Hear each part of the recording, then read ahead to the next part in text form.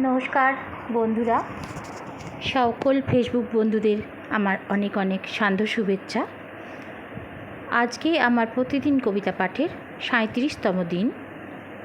আজ আমি সুপ্রিয়া চক্রবর্তী সবার কাছে নিয়ে এসেছি আজকে সুজান মিঠির একখানি একেবারে নতুন কবিতা, শ্রাবণে ফাগুন।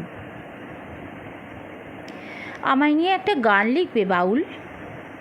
তোমার একতারার তারে বাঁধবে আমার সুর? শুরুটা তবে করো বাউল সে শ্রাবণ রাত, ঝমঝম বৃষ্টি যখন আতুর ঘরের মেঝে ধাইমা বলে, আর একটু চাপ দাও মা, আর একটু। বৃষ্টি ভিজে হাত দুখানা নাড়ি কেটে বলেছিল, এই নাও মা রাজকন্যে, এত বাদল দিলে এলো যখন, নাম রেখো বর্ষা। ও বাউল জানো, আমার নাম বর্ষা হলো। টাটকা গরুর দুধে ঠাকুরদাদার লাঠি ছুঁয়ে ঠাকুর মায়ের দুয়ার জোড়া গল্প নিয়ে আমি ছুটলাম, ফুল কুড়োলাম, মালা গাঁথলাম। তারপর গ্রামের স্কুলে সবাই আমায় দিদিমণি করে দিল একদিন। শাড়ির ভাঁজে নতুন বইয়ের গন্ধ নিয়ে আমি যখন খুব হাঁটছি গ্রামের ভাঙা ধুলোয়, ঠিক তখনই আবার বর্ষা এলো একটা শ্রাবণ মাসে। সে আবার কি প্রবল বর্ষা, সেবার কি প্রবল বৃষ্টি, ভরপুর নদী, পথঘাট জমি সব ভর্তি জল। টুপটুবে ভয় মনে প্রাণে মাইকে ঘোষণা করলো সরকার, সাবধান সাবধান। ঠাকুরদা বলল, দামি জিনিস সব বেঁধে নাও আর শুকনো চিড়ে রাখো খানিক। ভরা শ্রাবণ নদী, ভোর রাতে কদম ফুল, ঝিরঝিরে খুশি আর শুকনো চিড়ে শুদ্ধ ভাসিয়ে নিয়ে গেল গোটা গ্রাম।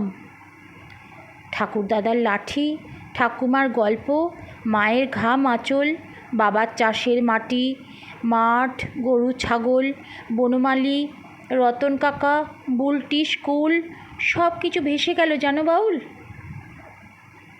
সব কিছু ভেসে গেল। আমিও ডুবতে ডুবতে যখন এগিয়ে চলেছি মৃত্যুর দিকে, ঠিক তখন একটা পুরুষ আমার হাত ধরে বলল, ভয় নেই দিদিমণি, আমি হরিপদ হেমব্রেম, এসো আমার পিঠে, দেখি বাঁচা যায় কি না। সারাদিন সারা রাত হরির পিঠে বুকে নিঃশ্বাসে আমি ভেসে রইলাম। গাছের ডালে আটকে রইলাম দুদিন। আমার বিষাদ মন খারাপ কান্না শুষে নিল সব হারানো হরি তার লোমশ ঠান্ডা বুকে। ও বাউল জানো, 2টো গ্রাম শেষ হয়ে গিয়েছিল সে বছর বন্যায়। আমার হরি আমাকে বুক দিয়ে আঁকলে রেখেছে আজও।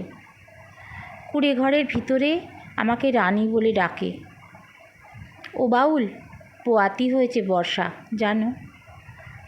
ধাইমা এসে বলবে আবার, এত বাদলায় জন্ম যখন, নামটা রেখো শ্রাবণ মাস। কিন্তু শ্রাবণে যে বর্ষার বড় ভয়।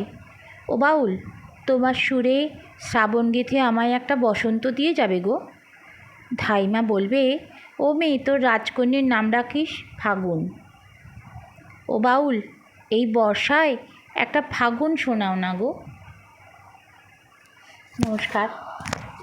খুব সুন্দর কবিতা, ভীষণ একটা সুন্দর মাধুর্যে ভরা, খুব ভালো লাগলো।